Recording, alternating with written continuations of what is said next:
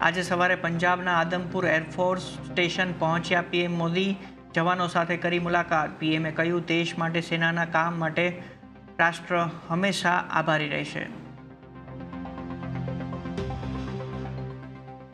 જમ્મુ કાશ્મીરના શોપિયામાં સુરક્ષા દળોએ 3 આતંકીઓને કર્યા ઠાર। લશ્કર સાથે જોડાયેલા હતા આતંકવાદીઓ। 7 આતંકીઓનું નામ શહીદ અહમદ કુટ્ટે। પહલગામ હુમલા બાદ કુટ્ટેનું ઘર તોડવામાં આવ્યું હતું।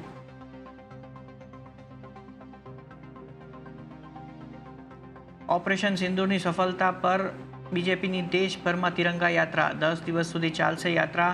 લોકોને ઓપરેશન સિંદૂરની ઉપલબ્ધિઓ વિશે જણાવશે બીજેપી। સોમવારની જોરદાર તેજી બાદ આજે સેન્સેક્સ અને નિફ્ટી 0.5% ઘટાડો, પરંતુ મિડ કેપ ઇન્ડેક્સમાં પોઝિટિવ કારોબાર યથાવત। રૂપિયામાં શરૂઆતી મજબૂતી બાદ નબળાઈ જોવા મળી। અમેરિકાના સ્ટીલ અને એલ્યુમિનિયમ પર ટેરિફ લગાવવાની ભારતે WTOમાં કરી ફરિયાદ। કહ્યું, અમેરિકા ટેરિફ પાછા નહીં ખેંચે તો અમે પણ લગાવીશું ડ્યુટી।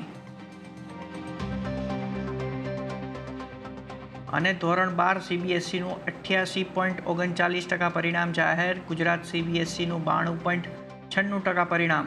વિદ્યાર્થીનીઓએ મારી બાજી।